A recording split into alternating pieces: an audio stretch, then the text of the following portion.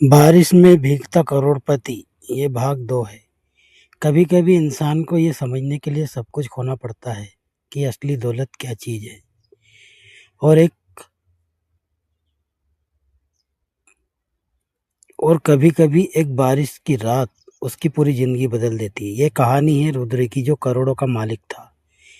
लेकिन उस रात उसे सिर्फ़ एक छत चाहिए थी मगर उसे मिला कुछ और ही। जैसे वो लोग अंधेरे में गायब हुए, रुद्र ने अपनी साँस रोकी हुई थी। उसकी पीठ पर ठंडा पसीना आ चुका था। कावेरी उसके ठीक बगल में खड़ी थी। उसने महसूस किया कि उसकी साड़ी का आंचल रुद्र के कंधे से छू रहा था। और अजीब बात यह थी कि छुए ने जो रुद्र के अंदर का डर कम कर दिया था। रोहन फर्श पर बैठा था, उसके हाथ अब भी कांप रहे थे। उसने 3 बार गहरी सांस ली और फिर धीरे से बोला, तुम दोनों ने मेरी जान बचाई, मैं ये कभी नहीं भूलूंगा। रुद्र ने उसकी तरफ देखा, उसके मन में अब भी कई सवाल थे। आखिर ये रोहन कौन था? उसके पीछे वो लोग क्यों पड़े थे? लेकिन उसने कुछ नहीं पूछा, बस इतना कहा, अब रात बाकी है, सुबह तक यहीं रुको। कावेरी ने टूटे हुए दरवाजे के सामने एक पुरानी चटाई टांग दी ताकि हवा और बारिश सीधे अंदर न आए। उसने चूल्हा फिर से जलाया। इस बार धीमी आग आग तीनों चुप थे, लेकिन उस चुप्पी में एक अजीब सी गर्मी थी, जैसे 3 अनजान लोग एक दूसरे के हो गए हों। रुद्र ने पहली बार महसूस किया कि उसकी महंगी घड़ी, सोने की चेन, डिजाइनर कोट कुछ भी काम नहीं आया। उस रात काम आया तो सिर्फ एक गरीब औरत का खुला दिल और एक भगोड़े अजनबी की सच्चाई। सुबह हुई तो बारिश थम चुकी थी। सूरज बादलों के पीछे से धीरे धीरे बाहर आ रहा था। कावेरी ने पानी गर्म किया और तीनों ने चाय पी। इस बार रुद्र ने मना नहीं किया। उसने पूछा, तुम्हारे पति का नाम क्या था? कावेरी ने उस तस्वीर की तरफ देखा।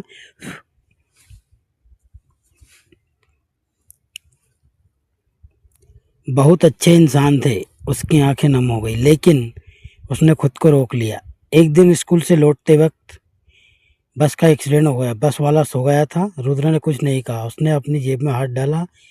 वहाँ एक पेन था और उसकी बिजनेस कार्ड। उसने कार्ड निकाला और कावेरी की तरफ बढ़ाया। अगर कभी कुछ चाहिए, बस एक फ़ोन। कावेरी ने कार्ड लिया, पढ़ा, तो रुद्र प्रताप सिंह, CEO, सिंह एंटरप्राइजेज। वो हैरान रह गई। उसने रुद्र की तरफ देखा। तुम वो रुद्र हो जिसकी कंपनी की बातें अखबारों में छपती है? रुद्र ने शर्म से सिर झुका लिया। और हाँ, रोहन भी चौंक गया। उसने कहा, तुम करोड़पति हो और बीती रात तुम इस छोटे से घर में? रुद्र ने उसकी बात काटी। करोड़पति होने से इंसान नहीं बन जाता। यहाँ इस घर में जो गर्माहट है वो मेरे महलों में नहीं। कावेरी चुप थी। उसने कार्ड एक तरफ रख दिया, मानो उसे उसकी ज़रूरत नहीं। तभी रोहन ने अपनी कहानी बतानी शुरू की। रोहन एक वकील था। उसने गलती से कुछ ऐसे कागजात देख लिए थे जो एक बड़े उद्योगपति के काले धंधों से जुड़े थे। वो उद्योगपति रुद्र का बिजनेस पार्टनर था। रोहन उसी रात उस पार्टी से भागा था जहां रुद्र भी आया हुआ था। यानी जो लोग रोहन के पीछे पड़े थे वो असल में रुद्र के ही जानने वाले थे।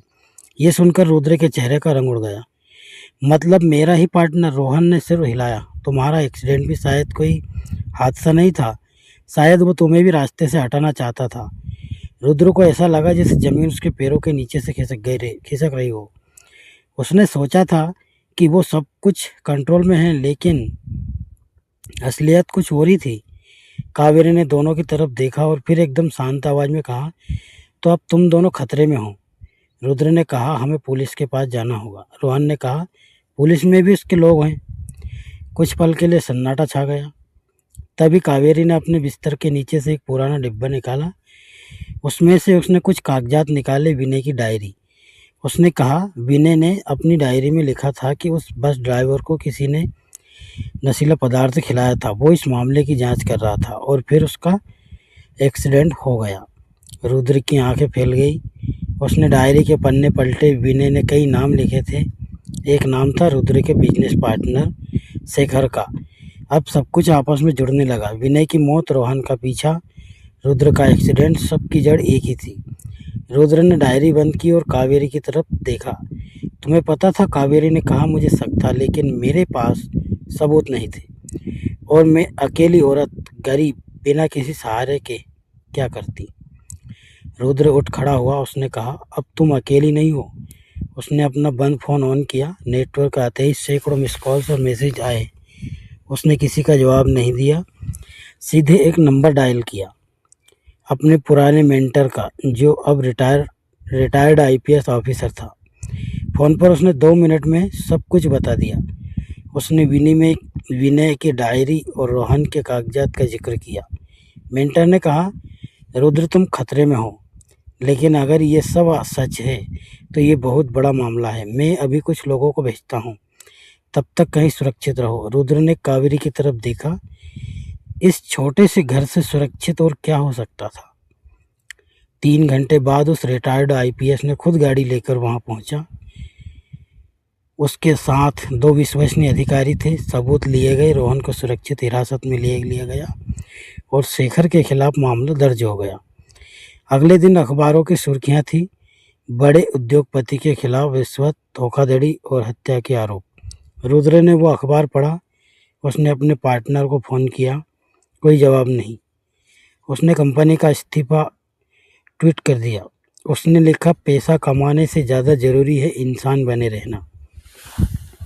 मैंने ये देर से सीखा है, लेकिन उसने सबसे पहला फ़ोन कावेरी को किया।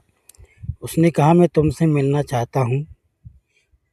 कावेरी ने कहा, यहाँ आ जाओ, चूल्हा जलता है, चाय बनेगी। रुद्र गया। इस बार वो अपनी गाड़ी से गया, लेकिन उसने अपने महंगे कपड़े नहीं पहने थे। एक साधारण कुर्ता पहना था। उसके गले में सोने की चेन नहीं थी, कलाई में चमचमाती घड़ी नहीं थी। उसने कावेरी से कहा, मैंने वो सब बेच दिया या दान कर दिया। कावेरी ने कहा, क्यों?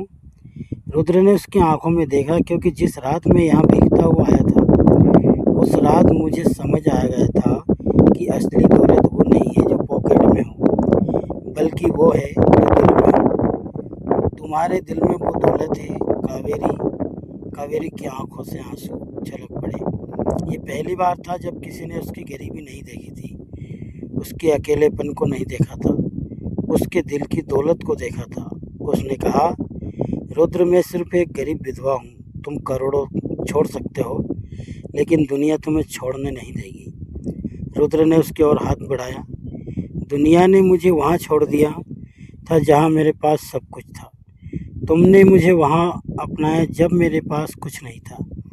ये फ़र्क समझते हो? वो दोनों उस छोटे से घर के आंगन में बैठे थे। बारिश की बूंदों से भीगी हुई मिट्टी की खुशबू आ रही थी। आसमान साफ हो चुका था, लेकिन दोनों के दिलों में अब एक नई बारिश उतर रही थी। कहानी ख़त्म यहाँ नहीं होती, क्योंकि असल सवाल तो ये है, क्या रुद्र सच में अपनी सारी दौलत छोड़ पाएगा? क्या एक गरीब विधवा और एक गरीब लड़के की राहें फिर कभी मिलेगी? और सबसे बड़ा सवाल, क्या पैसे के बिना इंसानियत काफ़ी है, या फिर ये दुनिया उन दोनों को फिर से अलग कर देगी? ये जवाब आपको देना है, क्योंकि हर कहानी का असली हीरो वो होता है जो कहानी सुनता है, यानी आप। तो बताइए, आप क्या सोचते हैं? क्या पैसा ज़रूरी है या फिर एक सच्चा दिल? दोस्तों, फेसबुक पर देख रहे हो तो फॉलो करें, यूट्यूब पर सब्सक्राइब करें। धन्यवाद।